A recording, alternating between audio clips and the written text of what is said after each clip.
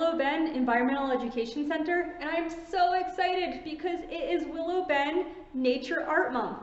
And we're going to be making lots of nature art themed activities this month. Today we're going to be making a nature journal. So this is my nature journal.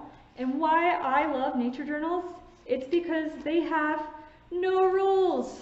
So you can use your nature journal how you want to use it. So I may share some ways over the month that you can use your nature journal, but it's totally up to you. Maybe you want to go outside and sketch insects that you see. Maybe you want to sit out the window and write a poem about a tree you see in the distance.